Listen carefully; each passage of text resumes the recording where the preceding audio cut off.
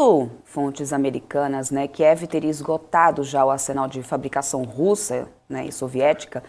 dependendo agora exclusivamente dos aliados para poder obter armas, né, para contra-atacar, inclusive, essa invasão russa. Na sua opinião, o quanto a Ucrânia ainda aguentaria nessa guerra do poderio bélico? Porque, bom, a gente sabe que até então a Rússia tem enfrentado essa boa resistência aí da Ucrânia, né? Se a gente fosse comparar, inclusive, a disparidade ali de poder bélico de Rússia e Ucrânia, não daria nem para imaginar que eles chegariam até aqui, mas realmente eles têm recebido muito apoio bélico de fora. Ou seja, esse apoio é suficiente para poder se manter por muito mais tempo? Como que você analisa agora essa situação, né, de armamento da Ucrânia? Essa é uma ótima pergunta e acho que é a grande questão, né, dos próximos meses agora relacionados a essa guerra. Desde o início era muito visível as discrepâncias, né, as diferenças do tamanho e da capacidade militar de Rússia e Ucrânia. Né? E isso a gente precisa considerar que a Ucrânia não era um país com forças armadas fracas, ou então um país que não tinha uma capacidade de produção de armamentos, né? Não era um país como, vou dar um exemplo aí, o Uruguai, ou até mesmo um Paraguai, né? Um país assim menor e que não tem essa tradição. A Ucrânia tem sim, né, e ainda mantinha a capacidade de produção de armamentos, de sistemas de defesa dentro do país, muito herança ainda do legado soviético, né, mas com certeza frente a intensidade, né, do conflito que tem sido travado já desde fevereiro, é muito difícil de manter essas estruturas funcionando, né, e de conseguir inclusive a escala para sustentar esse esforço logístico. Né? Então, com certeza, a Ucrânia, desde o início, precisou e continuará precisando, se quiser resistir nesse conflito,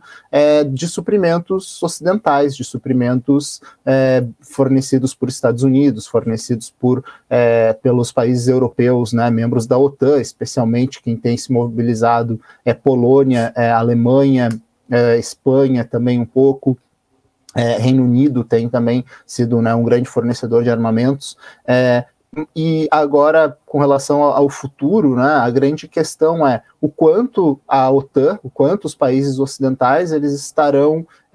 interessados, né, em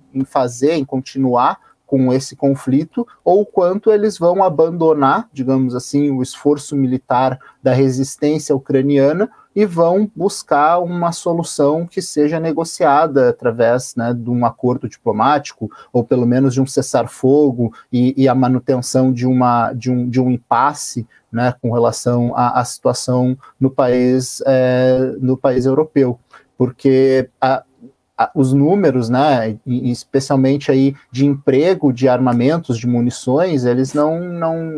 eles já nos dão um alerta assim que a Ucrânia está, digamos assim, esgotada, né, e se não for o apoio da OTAN, ela de fato não consegue continuar resistindo. A grande questão é, essa resistência ela vai se manter, ela vai aumentar a ponto da Ucrânia conseguir fazer contraofensivas, ou ela vai cessar e vai se pressionar por uma saída negociada, uma saída que vá, né, para o campo diplomático. Perfeito. Agora, João, deixa eu perguntar uma coisa. Eu queria falar um pouco sobre a Wikimedia Foundation, né, que é a proprietária da Wikipédia, que entrou com um recurso contra uma decisão do Tribunal da Rússia, que exigia a remoção de informações relacionadas à invasão russa à Ucrânia. Como é que você analisa essa situação, João? A Wikimedia conseguiria, por exemplo, reverter a decisão russa? O que está em jogo também aqui nessa polêmica, né? Se você puder explicar um pouco para a gente. Bom, a questão da Wikimedia Foundation, né, e a Wikipédia, acho que entra como mais um capítulo dessa guerra de narrativas que tem sido, né, muito presente desde o início da guerra da Ucrânia. Na verdade, desde 2015, né, nós temos constantemente essa questão das narrativas e das propagandas das duas versões da história, né, uma versão da imprensa russa, uma versão da imprensa ocidental, críticas de um lado, mentiras, desinformações de todas as partes, na verdade, né, não existe só de um lado, permeando aí esse campo, né? Então, a questão da opinião pública, da percepção com relação à guerra, quem está certo, quem está errado, buscar essa polarização com relação à opinião pública internacional é fundamental, tanto para o sucesso, né, da empreitada russa, que além de conquistar esses territórios, depois vai precisar governar sobre eles, ou manter pelo menos uma certa legitimidade, quanto para a Ucrânia, que precisa mobilizar a população, mobilizar os demais governos do mundo para resistir. E é por isso que o presidente ucraniano Zelensky tem feito aí rodadas, né, internacionais de falas para parlamentos, né, justamente pedindo apoio, né, mobilizando aí essa opinião. A questão agora da Wikimedia entra num campo que acho que os russos têm pouca capacidade de disputa, porque a comunidade da Wikipédia é uma comunidade já muito forte, muito estabelecida, né, e que possui ali as suas questões internas muito bem organizadas, né? Existe uma correlação de forças muito específica em cada uma das Wikipédias. Aqui no Brasil, nós temos, né, disputas entre os grupos de revisores de Wikipédia, no Reino Unido e outros lugares, e que acaba espelhando, representando a polarização da comunidade internacional como um todo. Acho que é curioso que tenha se tornado mais um desse campo de batalha, né, com relação a essas narrativas, e, bom, assim, espero que consiga vencer uma versão que consiga apresentar de uma maneira mais crítica possível, né, com mais dados, com mais referências, com mais caminhos para que as pessoas se informem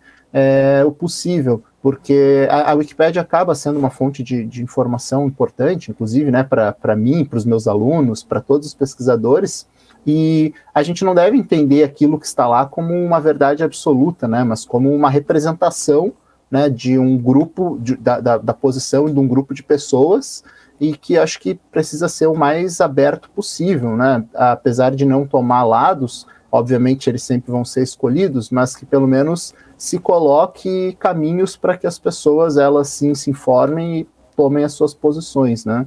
Acho que é muito perigoso o discurso raso anti-russo, né, o discurso que simplesmente condena a Rússia, assim como é muito perigoso o discurso que simplesmente defende a Rússia e condena os ucranianos, diz que eles estavam fadados a esse acontecimento, né? Acho que, de fato, a situação ela é muito mais complexa, e a gente não pode esquecer que, no fim das contas, nós estamos falando da vida de pessoas inocentes, né, que estão sofrendo com esse conflito, e, enfim, que não tem nada a ver com nenhum dos lados da disputa, que só queriam continuar vivendo as suas vidas aí normalmente.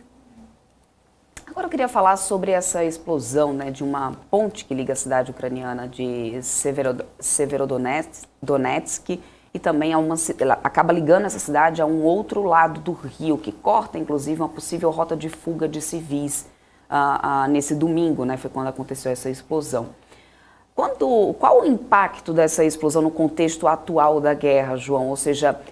corredores humanitários eles já eram questionados desde o princípio. Você acha que isso é uma continuação disso, ou é somente uma maneira de impor mais força realmente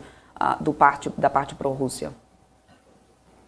Bom, Débora, esses acontecimentos, né, que estariam acontecendo agora, que estariam ocorrendo a partir do dia de hoje, né, dessa aparente vitória tática das forças russas em Severodonetsk, é um grande desdobramento aí da tendência que a guerra assumiu, acho que desde, pelo menos, enfim, início de abril, né, quando as forças russas desmobilizaram as suas ofensivas no norte contra Kiev, né, e fizeram uma retirada em direção ao leste para buscar garantir de fato aquilo que era o objetivo inicial do conflito, né, que era a autonomia das duas províncias ali da região do Donbas, que é Donetsk e Luhansk. Então, essa aparente vitória, essa aparente conquista, e é importante a gente dizer que as forças ucranianas elas não estão derrotadas, né, dentro de Severodonetsk, mas elas estão o que aparenta, elas estão agora isoladas, ou seja, com pouca capacidade de resistir, ela mostra como os russos, né, estão tendo aí seu sucesso em confinar a guerra e delimitar a linha, né, a demarcar o que pode ser a futura fronteira entre Rússia e entre Ucrânia, né? Esses territórios, inicialmente, eles vão ser concedidos como autonomias, né, vão ser colocados como repúblicas autônomas, mas a tendência é que, enfim, eles peçam para ingressar dentro da Federação Russa como se fossem estados, né, do país. Mas a questão dos corredores humanitários é uma questão muito importante, né, e que a comunidade internacional, novamente, precisa estar atenta e precisa agir para garantir, né, a salvaguarda dos interesses dessas pessoas inocentes. Além de somente fornecer armamentos para a resistência ucraniana, é importante negociar, né, para que possa o ambiente operacional, a cidade, possa ser evacuada daquelas pessoas que não têm a ver, que não estão ali relacionadas em combate, para que de fato as coisas sejam, enfim, resolvidas na melhor forma possível. Eu acredito que até mesmo pela localização da cidade, né, mais ao norte e mais ao centro, né, não tão ao leste, a questão vai ser um pouco mais simples e pode ser que se resolva mais rápido do que em Mariupol, né, que foi o outro cerco famoso da guerra até então, que estava em uma questão muito mais complicada, perto que tinha um porto, que tinha acesso ao mar, né, ou seja, uma região muito mais valiosa estrategicamente para a Rússia, e que, além de tudo isso, tinha a presença, né, do batalhão Azov, que os russos alegam um batalhão de origem nazifascista, né, dentro das Forças Armadas ucranianas, que é um argumento muito presente no discurso russo, né, o combate a esses grupos. Então, a questão de Mariupol, acho que ela tinha alguns elementos que tornavam o cenário mais complicado, mais complexo, e que hoje em Severodonetsk parece não existir, e então, nos próximos dias, talvez a gente veja aí uma conquista completa da cidade pelas forças russas.